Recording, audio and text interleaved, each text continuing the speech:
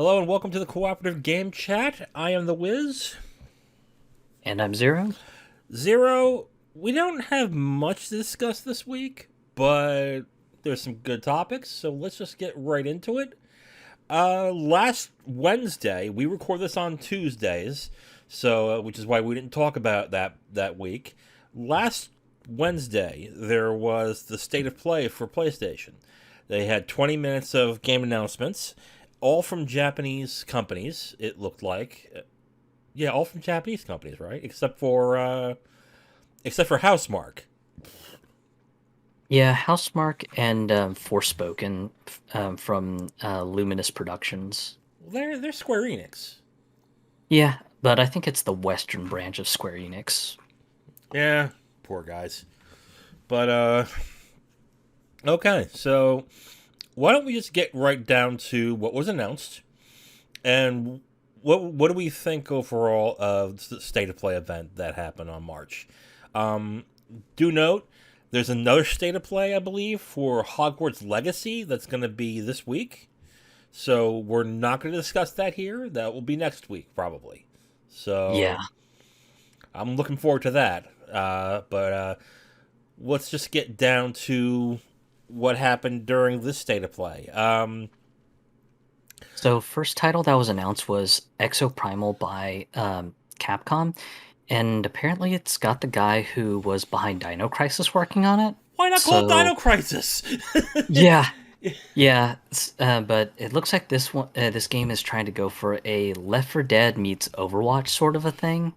Because some of the characters had powers like shielding. Some characters had like some range DPS powers. Hmm. There was one character that had like a healing power, and you're just sort of fighting like an interdimensional invasion of dinosaurs, and basically just while this interdimensional invasion's happening, you're just part of this team of basically dinosaur hunters just blowing apart It, dinosaurs that are just being flooded in from another dimension. it just it's a stupid ass video game that just looks fun. It's a stupid ass video game. It's Y- completely silly. It doesn't look like it takes itself very seriously, and you're just killing waves and waves of raptors and dinosaurs that fall out of the Yeah, sky. yeah. So, I mean, for anyone who enjoys sort of like uh something that's as silly as Left 4 Dead, then yeah, it's probably it's probably going to be fun. I'm definitely going to be real curious on how they plan to monetize it, since it is looking like it's going to be a live services game. Yeah, So, they've already said that it is. yeah, so I'll be wondering if they're going to monetize it real hard with things like battle passes, content season passes, and other madness that Yeah, we've seen with live service games. that's coming out Uh, 2023, so we're gonna get more information on that throughout the year. yeah. Um, After that was some reminder trailers that Ghostwire Tokyo and Strangers in Paradise are coming out soon. Yeah. And for the Strangers in Paradise trailer that they showed off, they also announced that there is a brand new demo for Strangers in Paradise, and that this demo is the final draft demo, and any gameplay that is done in this demo does transfer to the full retail copy of the game. So, kind of a great way to sell people on playing the demo and then going, hey, you know what, I like this, and to just go ahead and buy the full retail copy and just keep on going from there. Um, the review embargo did break, I want to say last night, Hmm. and the game seems to be it seems to be going okay from what I was reading. Um, People were just like, yeah, it's kind of got like a Souls-light style of combat. It's not as intensive as Dark Souls or Elden Ring. So for anyone who's looking for substantive combat, they might want to reconsider something else. But for anyone who enjoyed Neo 1 and 2, they're probably going to have a lot of fun with this. Apparently, the story is just utterly crazy. So Hmm. if you're into a crazy anime movies sort of story, then Strangers in Paradise is probably potentially something to consider, especially since it's supposed to be a retelling of the of the first Final Fantasy game? Currently, out of 46 critic reviews, it is at a 72 Metacritic, which is yellow. Um, yeah, you're basically right on with what they're saying. It's good, not great. It's not that deep, but it's kind of crazy in a way. So yeah, Um, so after those two little reminder trailers, the next thing that was shown off was the next Forspoken trailer, which has the new release date of October that was sort of slapped onto it. now we spoke about Forspoken in the last episode. It because they announced a delay until October, which we both think is not a good idea. Um, and of course, once they showed it off, I'm like, great, I just talked about this. but Yeah, um, what did you think of the trailer? looks neat. Yeah, I'll definitely keep my eye on it, but I'm definitely hoping that the extra time that they're asking for to polish the game up pays off. But I just do not know how it's going to make a breakthrough when um, the release date that they're targeting for it is just way too close to all the other big mega blockbuster games. yeah, and it looks graphically pretty. It looks good graphically. I didn't see anything from the combat that looked particularly interesting, though.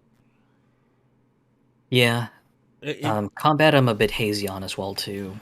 Well, for the trailer they didn't go in depth or show a lot of it. It was just she shot some pew pews and from her hands and an explosion happened and that was about it. So there's nothing that shows anything in depth, which kind of begs the question if you didn't want to show off the combat, why did you choose the release date before to be 2 months from now? Yeah, So, um, I'm still standing by I'm still standing by what I said, basically saying it's not going to do well sales wise, just because it's a new IP and it's going to be like you said, it's gonna release now in a crowded time. So I don't know. I think they should delay it to next year if it needs the time. So yeah.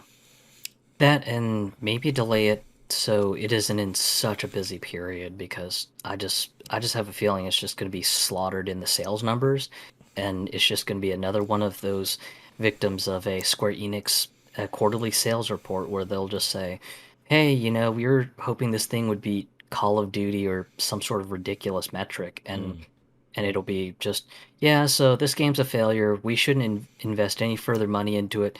And P.S. Put the franchise into a deep freezer and just freeze this thing until it never comes out again. yeah, I mean, release it in January will probably be the best thing. If you, I would say, because barely anything comes out in January, and after a month or two of nothing coming out, gamers are hungry to buy a new game. So January might be your best bet. So, on to the next game that was shown off. Gundam Evolution, which is a 6v6 PvP game. Um, Looks kind of neat. If you're really into the Gundam thing, It's uh, Overwatch with Gundams, isn't it? pretty much. And it's That's free to really what it play. boils down to. Um, I don't know. Bandai Namco was real evasive about it. It better be free to play So, because I if you have to spend $70 on playing this game, it's gonna bomb. It's not gonna do good, especially not here. yeah, So okay. yeah, I'm almost curious on it, but um, yeah, because I know, I know it looked pretty flashy for anyone who's into the Gundam stuff, but yeah, just uh, I don't think pricing has really been announced, but maybe it is a free-to-play game. Mm-hmm. But yeah, I'm on the official website right now, and all they've got is an announcement that uh, that That's coming west. yeah, that it's coming west, and that they're doing a beta test on Steam right now, and it's an open beta test that will run until the 28th. So, um, Hmm. Okay. actually, there we go. It's right at the bottom of the page. So, the base game is going to be free, but there's going to be paid content. So Yeah. So free to that, play. Yeah. Okay. Okay. Right. yeah, I think the real big question is if it's going to be cross-platform play, because if it's not, I don't foresee the game having much longevity. No. Okay. Probably the most. I would. To me, was probably the most popular announcement is next. Yeah, Teenage Mutant Ninja Turtles: The Cowabunga Collection. Now, this is this is cool. They it's digital clips, and they're doing pretty much all the Teenage Mutant Turtle games from the NES, Super NES, Genesis, and arcade. Am I or it seems like that there may be a couple that aren't there, but it and Game Boy. I forgot about Game Boy. Yeah, I think one of the more curious pieces was the release of Tournament Fighters, both the SNES version and the Genesis version. Yeah. I thought that was really interesting because back in the day, I was a Genesis kid. I had some Mm. friends who were SNES kids. Okay. Um, we both had Tournament Fighters, but we didn't realize that both games were completely different. So to kind of see them sort of merged into this collection is really cool to see. Uh, while it was featured on the PlayStation State of Play announcement, I believe it was confirmed that the game is multi-platform. So it is also coming out to Switch, it's coming out to PC, and it's also coming out to Xbox. So, um, while not a exclusive PlayStation release, for anyone who is worried about that, yeah, this one is actually coming out to multiple platforms, but still a cool announcement nonetheless. I think it's too expensive. Yeah, I think it's a f- little bit on the pricey I side. think $40 for a physical version is okay because we all know digital is really the way that is is now more popular, and more companies would rather do digital than physical. So charging $40 for the physical version, I get that, but we're talking about emulated games here. And they touch it up. I get it. They make sure they run correctly, but $40 for all this when and there's online multiplayer, but we all know that some of those games are not going to be fully populated. There's, some are going to be popular, some aren't, and it to me it's just like I even if you put $30 down on it, I can work with that and say okay, I can do 30. 40 is too much for this. For what ostensibly are old games that, let's face it, if we really wanted to play them, we can emulate them. Yeah, and on the official Konami website, it says that the $40 price tag is both for the retail copy and digital copy. Yeah, So, that's why that's kind of why I made that distinction where if yeah, like if it was a limited run, pay $40 because this is going to be limited, then okay, fine. That I get. But $40 for something that's going to be all digital when games like the Mega Man collections, all of them were 20. I know they were all written in pieces, but they're $20, and yeah, they're better games. So, in my opinion, of course, but some of those games are people are going to play them and be like, "Oh, I remember this. Yeah, this is not so good." Next, so yeah. Especially because one thing I totally did forgot is that there's also going to be an NES copy of Tournament Fighters on this collection too, which I can't imagine a fighting game on NES plays like anything that would be fun. no, not really. Huh. Okay. Okay, I mean that was the most popular announcement, so that's probably gonna sell pretty well. Oh So yeah. okay, So after that was Gigabash, which was like a and small trailer. yeah, real small, real short trailer. Um, this one I fear is probably not going to be a big seller. Um, it might be neat for anyone who's an old schooler who played a lot of War of the Monsters on a Neo Geo arcade cabinet. Wasn't War of the Um, Monsters the PS2 game, um, or am I thinking of something else?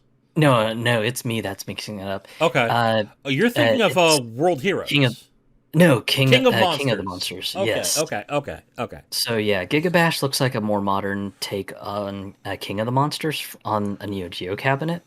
Hmm. I mean, looks neat if you played a lot of King of the Monsters as a kid, but yeah, I imagine most modern gamers, it's probably going to be lost upon them. So, um, but yeah, I haven't seen what the price is going to be on that. Hopefully, it's kind of cheapish because I could potentially see that being a fun sort of party game or something, just to kind of uh, throw on to my PS5 or something, and just if I have friends over and just have friends just pick up controllers and go. Mm. Okay. Uh, So Next is JoJo's Bizarre Adventure All Star Battle R, which wow, that needs a better title. Um, which is the remake of the PS3 version of the game, which I didn't play, but I've heard is okay, but online sucked.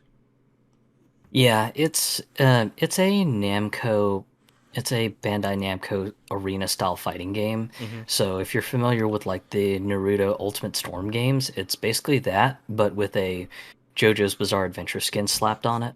Okay. So this one is basically like a um, Game of the Year edition. So it's got all the DLC from the PS3 version just bundled into it. So it's 100% complete. There's no additional DLC to buy. So for anyone who's a big JoJo's Bizarre Adventure fan, this is probably going to be a lot of fun to play just for the story, since it goes through some of the story beats from the manga and anime. But yeah, just as a fighting game, you could probably do better. Yeah. Unless they improve on it somehow, but they it doesn't seem like they're doing that. They're just re-releasing it.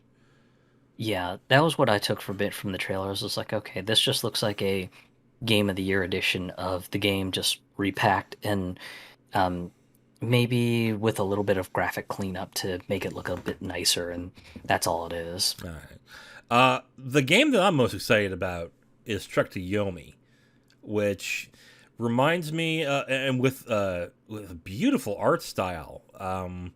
It reminds me of the old black and white samurai films, like Kurosawa and Oh, Zayatoshi. So yeah, so stuff like Seven Samurai, Lone Wolf and Cub, and things like that. Yeah, yes, right. yeah, just love sort of the noir theme that they have going for it. I thought it was just super cool. Um, the theme of the game is just sort of a samurai wishing that he could have done better to sort of change how the fate of things goes. It's a very curious theme, and I'm all for one interested in it. The thing that really kind of shocked me is this is a Western developed game, but they have a gigantic list of big name Japanese voice acting talent in this. Um, and I think the main character is being played by um, the Japanese voice actor for Solid Snake from the Metal Gear Solid games, and he has done a ton of video game work for a bunch of Japanese video games, and Hmm. it just kind of floored me just when they were going through the Japanese voice acting credit list in this particular trailer. It just sort of floored me. I was just like, wow. I was thinking that, since this is a Western developed game, they probably weren't gonna really take too much budget to try to hire Japanese voice actors. It was probably just going to be, we don't have the money for Japanese voice acting talent, whatever. Just it'll be English voices. But yeah, just this particular trailer just showed off the Japanese language track and just listed off all the characters that were being played by just real big name Japanese voice acting talent from both the video game side of Japanese voice acting and even some that are more famous on the anime side of things. So Okay. yeah, just it's something that I'm definitely going to keep a close eye on because it looks absolutely amazing. Yeah. Yeah. And how much would you pay for it? Um, maybe Re- yeah, $30. realistically, I hate people who say, I'll pay $100 for a game. I don't care." Like, fuck you. You would not. Whatever, dude. But yeah, Yeah, 30 sounds about right for me.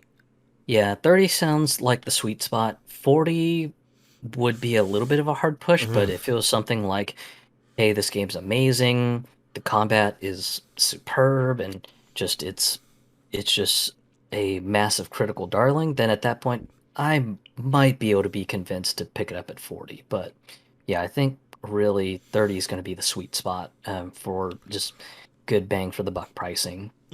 Okay. Uh, Add-ons for Returnal called Ascension was announced and is coming later this March. Surprised that they're updating the game after a year, and co-op. I'm of two minds of this. The co-op doesn't seem to make much sense in the story of Returnal, even though I didn't get too far in the game because I suck at it. But um, Returnal should be interesting co-op, I would say. Yeah, the fact that you can revive your partner is really an interesting thing because I've had moments where I'll get pretty far into a Returnal run and I'll just Mm-hmm. be like, you know what, this is a great run. I've got the right type of weapon with the right type of mods on it. This is great. And then it'll just be something like I walk into a room and it's just like boss monster time, and I'm just like, okay, this is not the boss I was hoping for, and the weapon I have is just not the right one. And then, of course, end up dead and starting over. So, the idea of co-op and being able to have a partner that might coincidentally have the right weapon and may be able to kill the boss and then eventually get to picking you up and everything. I just think that's kind of an interesting concept. And Mm-hmm. the other part of the Ascension update is they're adding sort of a Housemark staple, which is sort of an arcade mode. Yeah, And survival mode, right? it's called the Tower Sisyphus, which is more of a reference to the Greek myth of Sisyphus, the god who keeps rolling a rock on the Yeah, mountain that keeps rolling back down the mountain. very direct reference, which I was like, really? You couldn't roll, you can't do that a little bit better? Yeah. It's Sisyphus because this. I'm like, yeah, all right.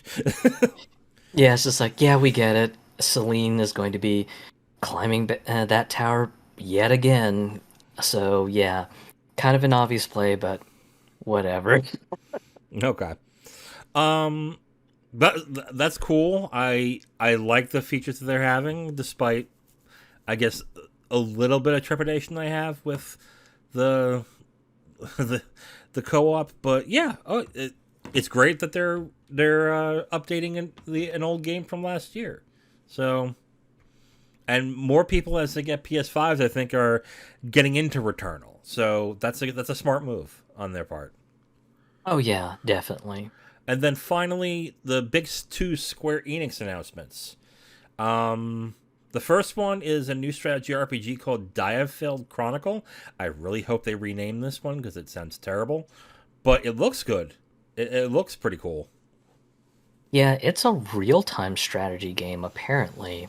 When I was Hmm. looking at the trailer, another go around, so you sort of just pick where your teams are supposed to go, and they just sort of march to wherever you sort of point them to go. So So my wish of this was going to be, if this is good, they'll finally put resources on Final Fantasy Tactics, But I don't think that this game is going to do that, is it? It's a whole different beast entirely.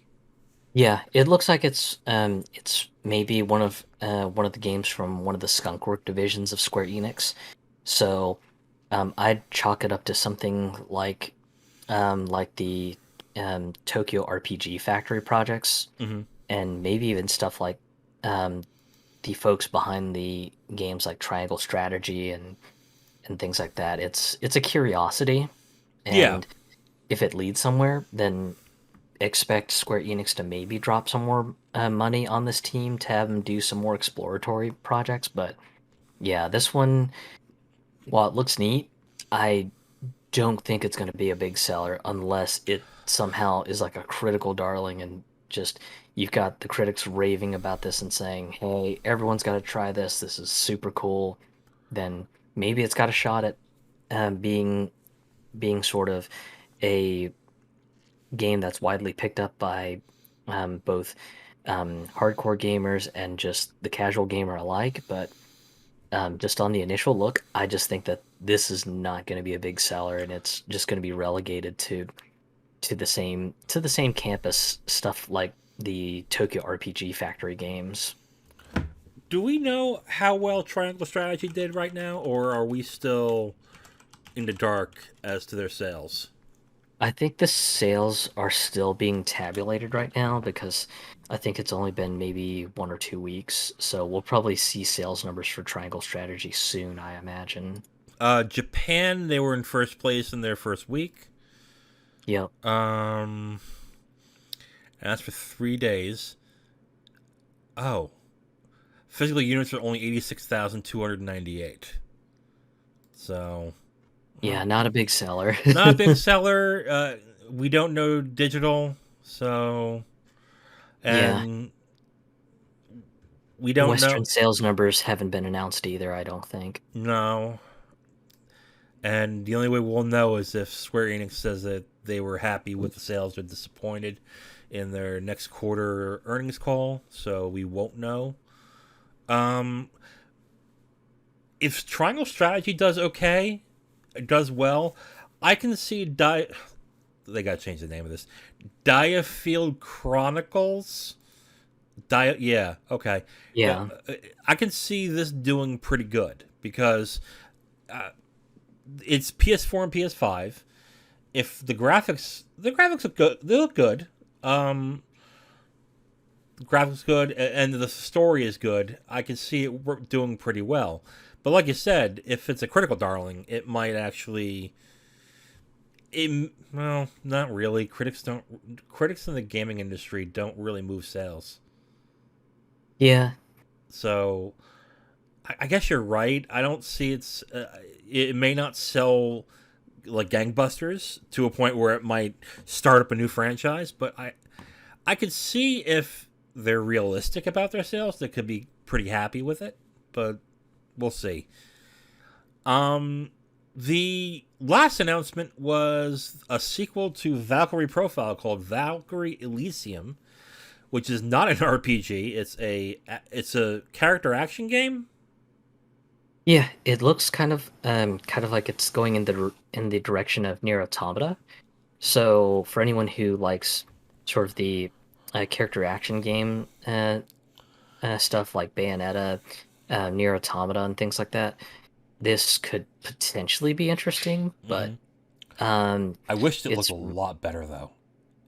yeah, I think a lot of people were a bit disappointed that it's not a traditional Valkyrie profile sort of game. Yeah, Because I think a lot of people were saying, hey, just there's no great way to play Valkyrie profile on modern day platforms, yeah, and um, we would love to see something like a Valkyrie profile anthology collection, kind of like what we're seeing with some of the collections from Square Enix.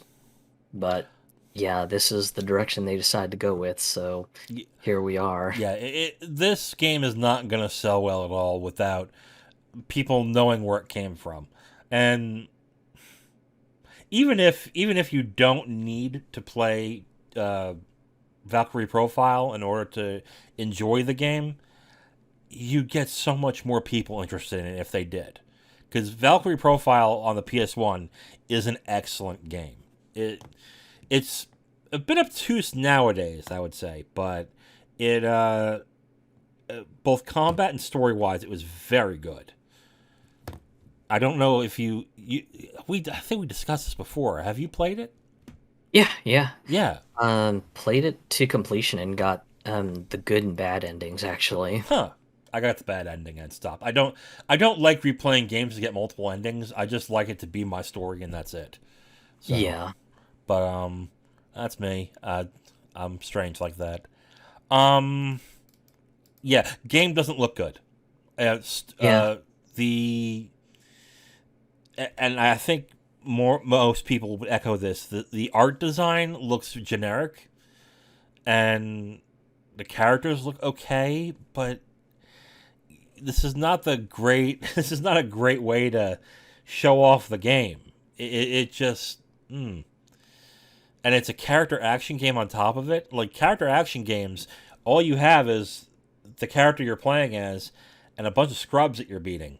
So the graphics should look really good. And if it looks like that, unless there's more to it that we don't know of, this is one I do not see selling very well at all.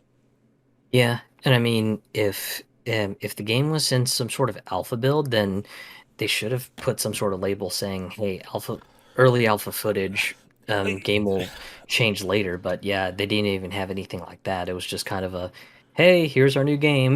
Let me be honest with you. Most people don't care if you disclose that. If you show it, that means you're willing to show what it is and you're proud of what you have. And I'm kind of the same way. I hate like it's the same with game announcements that are just cutscenes. Like all you're saying to me is, "Oh, you're not comfortable with me while seeing the game, so I won't pay attention to this until I see gameplay." If you're showing gameplay right now and it looks like that, you're telling me that's the best it looks right now, and that's not good. If even if it's on alpha and it's not in the best state it could be, then don't show it. That's my opinion. Like you're making the same mistakes that game makers made 5 or 10 years ago, announcing their games 2 to 3 years in the past before they were about to release them. We've learned now with most companies that the best thing you can do, especially Nintendo, the best thing you can do is wait 6 months to a year before you're about to release a game to show it off. Unless it's something like Zelda, where people have been asking, begging for it, and just say, yeah, we're making it. Shut up. Yeah. And I think really the thing that is a little bit um, of a scary thing to think about, that this game might not do well and it might just be sort of, um, I guess you could say, a filler project, is the creator of the Valkyrie Profile games, Masaki Norimoto. Mm-hmm. He apparently didn't even know this was a thing, um, Oh.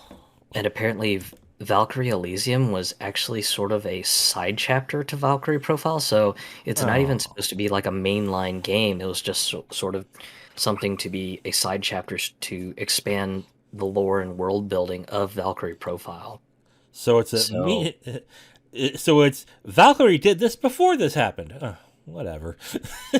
yeah, so Okay. it's one of those I'm just like, ooh, okay. Yeah, if this isn't something that the creator signed off on, this just sounded like someone was trying to dig through the bin for something to work on, was like, hey, what if we turn this side chapter into a game and maybe, try to try to make it this type of a game, even though the Valkyrie Profile series has always been known as a combo-based, turn-based RPG. So Yeah. Although yeah, Lenneth was Slameria, was Slameria the same or I believe so. It's been so yeah, long Slameria since was I a played them. PS2 game. So, huh? Okay, I'm not sure, but all right. Um, yeah. Not a great way to end the state of play, but some decent-ish games, I would say. Yeah, I mean, it feels like you have to gauge your expectations with state of plays because they're doing the same thing that Nintendo does, but with half the time. But it doesn't seem like they don't get how Nintendo's directs are successful. So, like, you want to have two or three announcements that are exciting, and pepper them in the beginning, the middle, and the end, and then show little by little other things that may gauge certain audiences. That's how they can get away with having, let's say, a triangle strategy be announced, because in between there, Splatoon 3 and Breath of the Wild 2 was announced. Because people will pay attention and they're already excited. What they do with Game of Play is just, here's a bunch of games. yeah, I don't think they get what makes the directs so popular. And don't even ask what Xbox is doing. I don't think Xbox is doing anything really about that. yeah. Which It's just usually on the Xbox side of things, it's usually just a blog post of, yeah, here's what's coming out. If it's important enough, we'll do a giant presentation on it. But other than that, I think the only other thing that they do is if it's some sort of flagship game, mhm. then they'll do like a series of videos on it, because I know leading up to the release of Forza Horizon 5, they did a whole bunch of like videos sort of behind the scenes on the development end of the game, of showing off what new cars were being added, how the cars sounded, and things like that. But yeah, just I definitely agree with your take on the PlayStation State of Play presentations. It just seems like they're just sort of throwing spaghetti on the wall and seeing how much of it sticks, and going, okay, people really like this thing. Okay, I guess we can try doing more of this thing. Yeah. And then when they try the thing that they did last time, it's just like, okay, well, it doesn't stick. Okay, we don't know what's going on. Okay, well, let's try to throw more spaghetti on the wall and see what happens. And to Xbox, you don't need to throw Larry Herb on everything. Uh, you know who Larry Herb is? Yeah, Major Nelson. Yeah, he's been that way for 15 years now. I believe so. Okay, you need a new spokesperson now. You do. I like Larry Herb, but it, you don't even need a spokesperson, really. You can copy what Nintendo's doing, but I look at Larry Herb and I'm like, what are you really doing of worth at this point? Yeah. That can't be done in a press release, or can't be done by making a video montage or a trailer. He really doesn't, and I hate saying this because I'm essentially saying we don't need you, get out. Yeah. But he doesn't really add anything. So I don't, I unless they're being nice and letting him retire. But I just he, I don't know. I don't know. I think Xbox has a lot they have to improve to get to where Nintendo is, and to kind of get where Sony is at right now. I think they would rather be Sony than Nintendo, but Oh yeah. all they you can argue they don't even have to do it because Game Pass is so popular now that people are more excited to see what's on Game Pass than really what's coming out in the system to buy for $60 or $70. So, Yeah. uh, okay, but yeah, State of Play was okay. Yeah. Nothing too big, nothing too exciting. Just their PlayStation Presents is what they, I think it's what it calls, what is where their big announcements are. Which Yeah. there's pluses and minuses in doing it that way, but okay. Well, we'll wait till June. Yeah. Okay. Um, so the next topic we were going to talk about was something that came up last night. You're taking my spots, Apparently, man. Look at um, you. Look, I'm proud of you. Go ahead. um, It was a news announcement that broke over several news outlets. Mm-hmm. Um, Former Nintendo of America president Reggie Fils-Aime has left the GameStop board of directors Mm-hmm. after barely serving for a year. Yeah. But the reasons behind him leaving are the real curious point. Right. And the fact that they're out and not like hidden in a veiled kind of reports are saying or inside sources are saying, I think Fizeme literally just said why, right? Oh yeah, he was Yeah. open to several news outlets, and the brief summary on why was um, during his initial days of joining the board, Mm-hmm. he and the current president of GameStop, Ryan Cohen, they were sort of in agreement that, hey, GameStop needs to do some major changes to sort of keep the video game retail space alive. Otherwise, it's just going to be obliterated by just all the mass market retail stores like your Best Buys, your Walmarts, and your Targets and Yeah. Amazons. Oh yeah. So initially, they were sort of in an agreement on the directions that they were going to go, and things seemed like that they were going great. And then things sort of took a turn for the worse, and he and Ryan Cohen apparently got into some disagreements on how to really push the business, and eventually that disagreement became uh, Reggie Fils-Aime just being completely shut out of meetings. And after a little while, just Reggie was just kind of fed up with it. It was just like, okay, well, if you don't want to listen to what I have to say, I guess I'm out of here. Yeah. And from what it sounds like too, they're not opening up their strategy to shareholders. Is that correct? It's really hard to say Okay.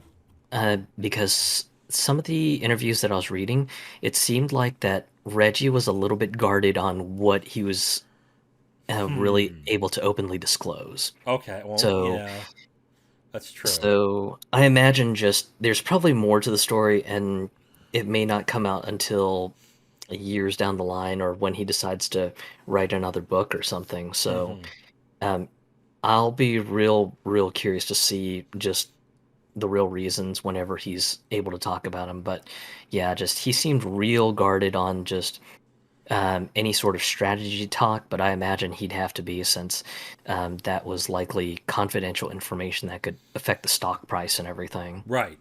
Which, well, where is the stock price right now in GameStop? I know it's still in a ridiculous amount of money. Probably in the Get $100 range, I'd imagine. GameStop stock. Oh, it's at $82.64. Okay, which is good. That's it's not as crazy as it was over a year ago at $344, but that's good still to an extent. Yeah. Um,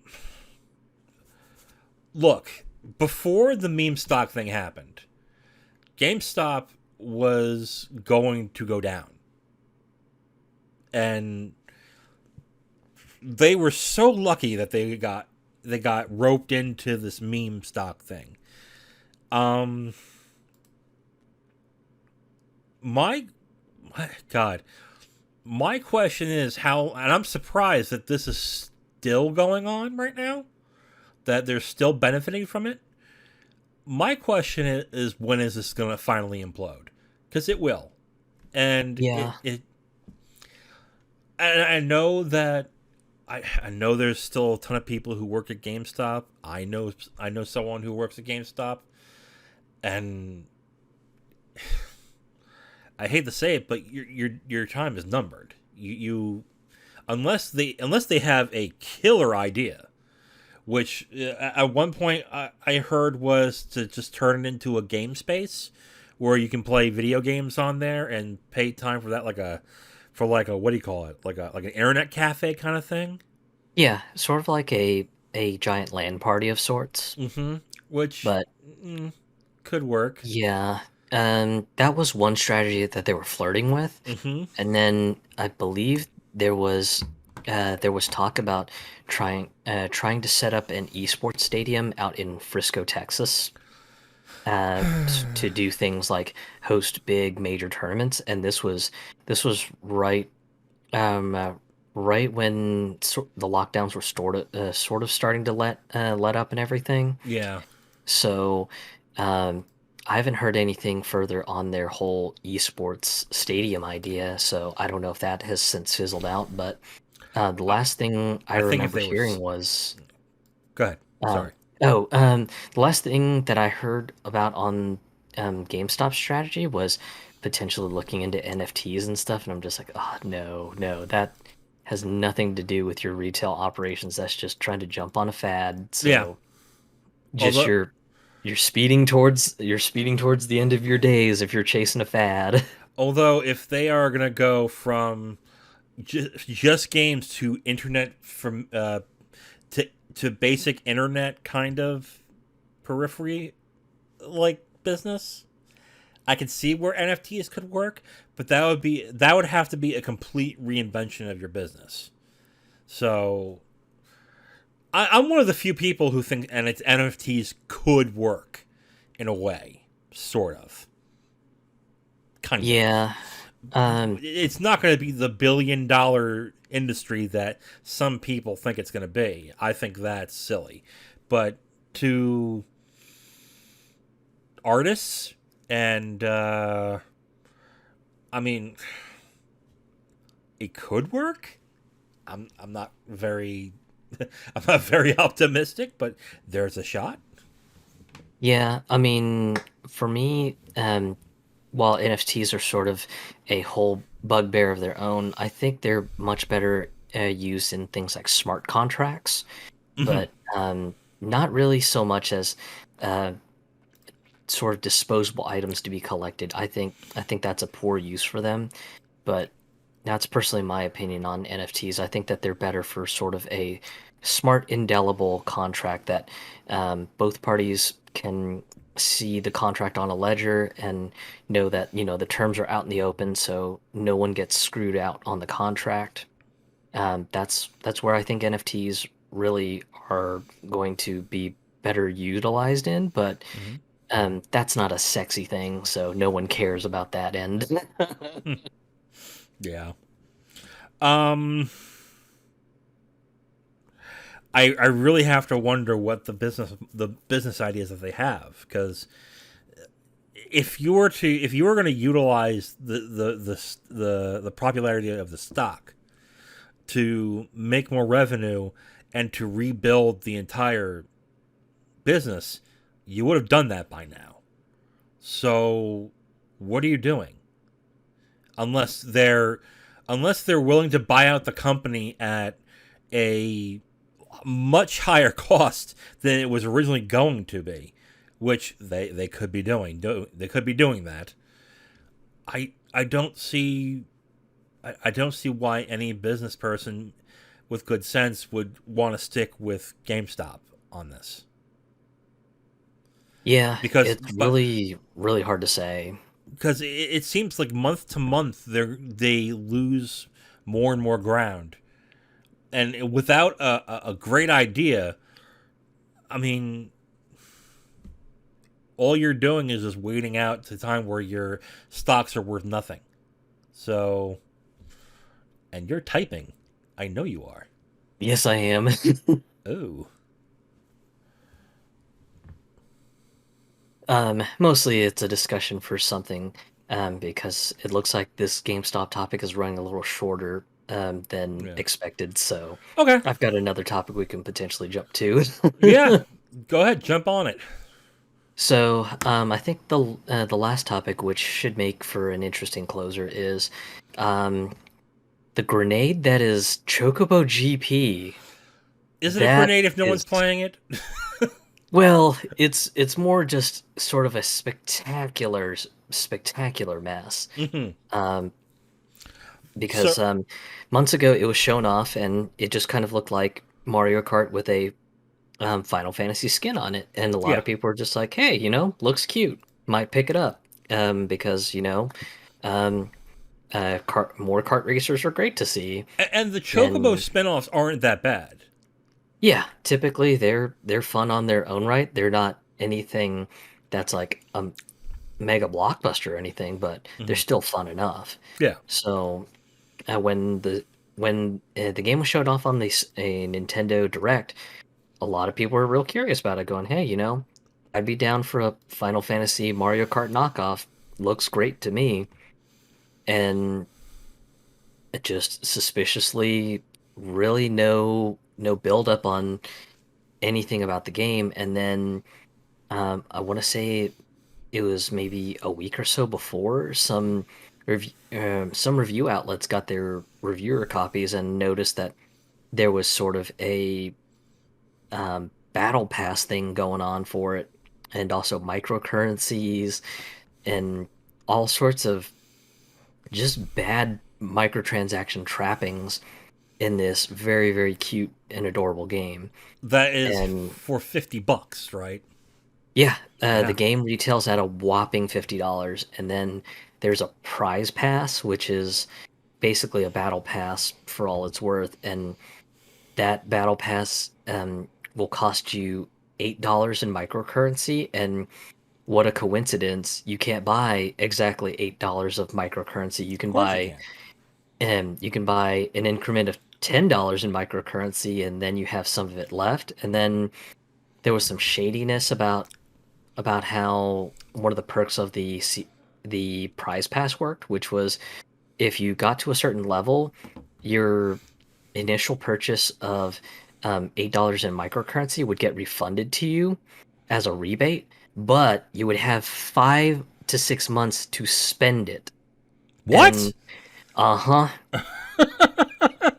So your rebate has an expiration date on it, and if you don't spend it, it goes bye-bye.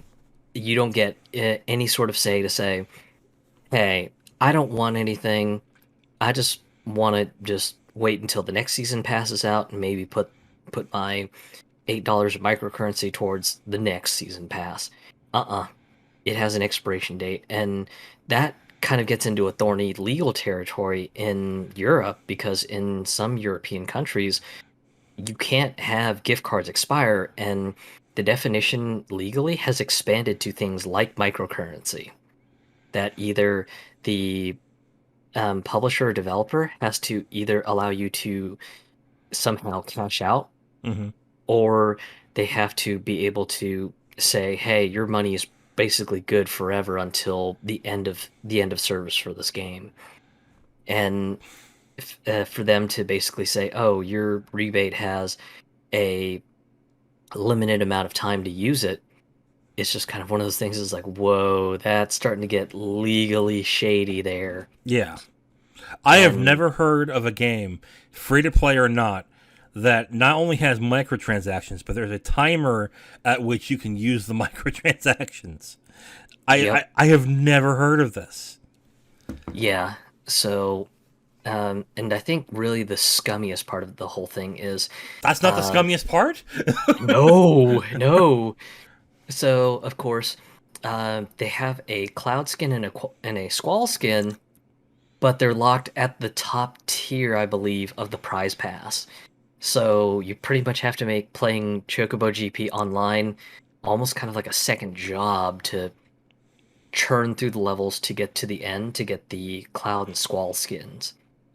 So yeah, it just looks like a really bad mobile game, just with an entry cost of $50. And the ironic part is they have a free demo on the eShop, Hmm.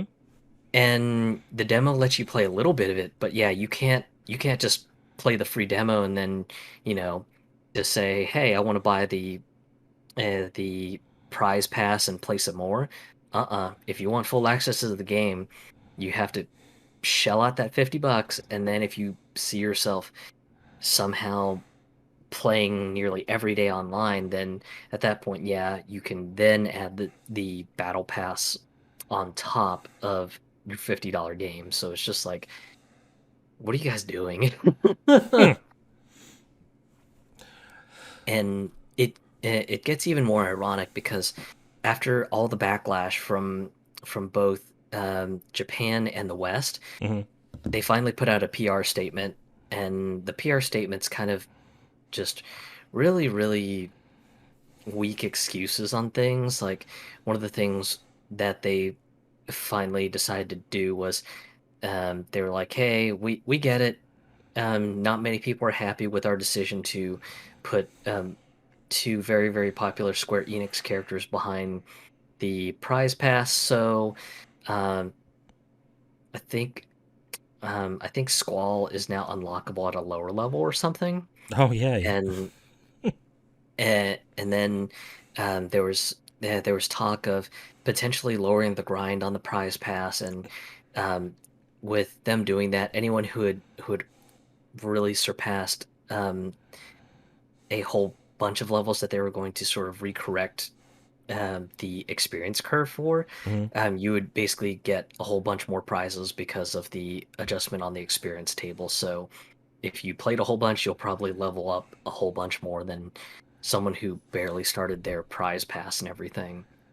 Hmm. So so you have stuff like that, and some other things. And I think really the big statement that just has me has me wondering, when is this game going to implode on itself, is at the end of the statement, they basically say, hey, so we're going to keep evaluating and seeing the performance of the prize pass and see um, how much participation there is, and we're going to try to better optimize our microtransactions to make them more enticing for people to potentially spend money on. And it's been kind of funny to see that sort of a response, especially when you've got a whole bunch of people saying, nope, um, I wasted my $50 and I'm warning you, do not waste your $50. This game is terrible. Hmm. So I just don't know how much more revenue that they're going to be expecting from this, because I think the majority of critics have panned the game, saying, yeah, it's there's nothing much more to say about it other than it's a retail game that has shady microtransactions like most mobile games on phones, but you have an entry cost of a whopping $50 in order to even play this instead of free. Hmm. Yeah, it's funny. I don't hear much about how the gameplay is in this game. All I hear is just how terrible the free to play economy is in this. So Oh yeah. they really did a disservice to this game. But I guess they must have they must have shit their pants when Nintendo announced they were going to have a a $30 pass for Mario Kart 8. Because then at that point people would be like, well, 48 new tracks, why buy a new game? Ooh. Yeah. Um. And the best part of the irony is that um, in celebration of Mario Day last week, Mhm. a bunch of stores were discounting Mario Kart 8 Deluxe to $48. Oh yeah. So yeah, it's just like a lot of people are saying, yeah, why buy Chocobo GP when you can spend $48, get the better racing game, and then uh, on the 14th, or excuse me, on the 18th, the Mario Kart Season Pass comes out, and you're going to get a whole bunch of new tracks over the next year. So, um, for a little more than buying Chocobo GP and the Prize Pass, you can get a game that's going to be just a much more complete thing, a much more fun game, a game that's got an active population playing, and overall, just no weird microtransaction scumminess at all. Yeah. It's just a lesson as to what you can get away with in this climate, especially now that not to get too into the weeds, but now that the dollar is worth much less than it used to be, and people are more or less stringy. They're more stringy about what they're going to spend their dollar on because again, dollar's not worth as much as it used to be, and now they have to spend more of it to get things like gas, food, and other essentials. So these tactics aren't going to work that well anymore. But this is also just scummy in a new way that I can't get over that they put a timer on the microtransaction on the paid currency. That's insane. Yeah, I, and just for the rebate offering for the microtransaction cash. So yeah, just it incentivizes you to play as much as you can, so you get rebated the $8 in microcurrency, and then being told, oh yeah, so that $8 rebate, you have an expiration date on it, so you better buy some costumes, you better buy some characters with it. Just don't you go thinking you'll be clever and just save this for prize pass number two. which most games, God, okay. I'm not a fan of Fortnite, but Fortnite does this correctly by stating if you spend all your damn time on Fortnite and buy the pass and complete it, and that takes a lot of time. You essentially get enough currency to get the next pass. So Yeah, most like the most successful free to play game out there with probably some of the scummiest transactions that you can have knows that as long as you keep the person in the game, they're willing to buy. They're willing to put money into it. yep. I can't tell you. I when my nephew used to come over all the time to after school, he'd play nothing but Fortnite, and like an idiot, I bought the pass for him. But I only bought the pass once in a year because he was able to complete the damn pass and get enough currency to get the next pass. Yep. And of course, since he was still playing it, I would buy costumes for him sometimes. So you had my money. So ah, it sounds like this should have been a free to play game. Yeah, if they were going to structure Chocobo GP like this, they were probably better off just structuring it as a free to play game, and maybe do something like have rotating characters that you can freely play around for that week to either get people to go whole hog and buy all the characters, or you know maybe put that character that's on demo this week on a promotional sale. That way, in case if someone wants to buy all the characters slowly over time and piecemeal it out, then they have the option of doing that. Mm. And then the same thing, kind of like your comparison with the Fortnite Season Pass, allowing players to essentially rebate their cost of the initial season pass and then put it towards the next one. Yeah, just for them to be real scummy and sleazy and say, yeah, here's your rebate, but yeah, you need to spend that rebate immediately. Yeah. That's kind of fucked up. You want to keep people playing the game. The more that they have an investment in it, the more they're going to play.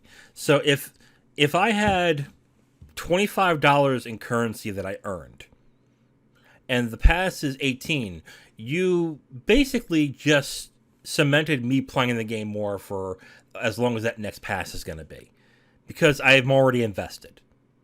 And now that I'm invested in that game, now there is more of a chance of me buying stuff. I'm playing Lost Ark. I know, shocking. I only talk about this every time that I play. I'm on this podcast. I'm playing Lost. I'm playing Lost Ark right now. I bought the gold founders pack, and that came with about $50 worth of currency, I believe. Yeah. Okay. Now I used that to get some chests and to get the crystalline aura for a couple of months. I just now this week bought $20 worth of currency to get skins because I got kind of a little bit tired of the way my character looks, and the new skins they have look kind of cool. So I was like, okay, I'll spend an extra $10 and I'll get the new skins. I know I'm going to be playing this game. I know that I'm going to continue to play the game. I don't mind putting more money into it. There, you have your business. You have, and Yep. it works. I'm not a whale. I'm not going to spend gobs of money that I've seen people spend on this game, but I'm gonna spend money on it, and that's good. You want that. To then, if Lost Ark then said, by the way, the $50 you spent on that, you have 3 months to spend it. I'll just say fuck you. I'm not spending it, or I'm not. Yep. I'm not buying it. I'm not doing it because you have to invest in the player base that you have and show that their investment is going to be worth it as long as they're playing. So all you're basically saying is we only want you playing for X amount of time. Which okay, how about none? Yeah. So ultimately, it just comes down to at least this for me. It's just real sad to see Chocobo GP just being sort of um, mired with just controversy over its microtransactions because um, I know personally I was on the fence of picking up the game because I love the Chocobo side games. Mhm. Chocobo's Mysterious Dungeon is one of my favorite little Chocobo side games, Yeah, they gotta and stop re-releasing that though. I mean, yeah, the Wii one I think has been re-released twice now, yeah, and but everybody was the same game, and I like that game, but come on, make a new yeah, one. but to see this game just mired in just bad, bad, bad microtransactions, it breaks my heart because I was one of those folks that was just like, I could probably go for picking up another Mario Kart knockoff. These are always kind of fun to have when I've got friends gathering over at my home or when I go see my family at their home and everything. Hmm. But yeah, just to see this this poor game just being swarmed with just bad microtransactions, a crappy microcurrency policy that could be quasi illegal in Europe, and Hmm. just some of the other really, really poor decisions, like locking off Squall and Cloud to the higher tiers of their little prize pass. It just has me sort of scratching my head going, Square, you got too greedy, you overplayed your hand. You're gonna pay for this. Hmm. And it looks like it's already starting to happen, but now really the onus is on Square on how hard do they try to push the next hand that they're trying to play, especially with the PR announcement that they made just recently saying, "Hey, we'll be reevaluating the microtransactions and trying further to rebalance things." Hmm. Are they going to try for, just another sort of controversial play and hope that they have a heavy number of people playing the game, or is it going to be another PR disaster where just people pretty much push back and say, "No, Square, this is too far. You have gone too far." Yeah, So, it makes you wonder: are they just impossibly greedy, or are they in some kind of trouble, Square Enix? Because this, I mean, this could be someone. This could be a company that is just way too greedy and doesn't know their limits, or they're in such dire straits that in order for their games to actually, in order for some games to make money, they have to re-engage the audience in microtransactions. I mean, are there spin-offs and their smaller games selling so poorly that they need to do this? yeah, I want to say this is probably more than likely greed, Yeah. especially considering their last financial report that they put out back in early January for Q4's numbers. And one of the big things that was being asked was if Square was considering the NFT space and other sort of like emerging technologies in order to try to maximize the profits of the company. And I believe the reigning president of the company had essentially confirmed and said something to the tune of, yes, we are considering things like NFTs, like blockchain technology, um, things like maybe integrating the metaverse into our video games, but we can't All those buzzwords. officially. Yep, All those just buzzwords. the giant salad of buzzwords just all there, and it just reeks of greed. So Yeah. Which in quasi defense of Square Enix, they have to say that stuff because shareholders are looking at that and saying you're not doing the most that you could do for this company if you're not investing or looking into X, Y, or Z. You have to say you're looking into it. yep. In as probably not a good idea as it is because we don't even know what the metaverse really is. You kind of have to say it. So Yeah, and Japan's laws regarding publicly held companies is very much similar to um, the laws in the U.S. ugh. that a a company has to do what's best for its shareholders, as long as it is to keep the price of the shares um, normalized. So even if it's something like trying to do the responsible thing, which may hurt the company in the short term, Mhm. that would be considered illegal in the Japanese stock market, which is very similar to what happened um, in the US with automotive stocks, I believe, when I think it was Ford um, uh, was pushing to do a recall on something Yeah, because it was the right thing to do, and it impacted the company's shares negatively. So the shareholders ended up essentially suing Ford and everything. yeah, So yeah, Japan has very similar laws, so I can understand that part. But yeah, just a lot of these moves just feel very ham-fisted and clumsy, and the worst showing of this has been um, Chocobo GP. yeah.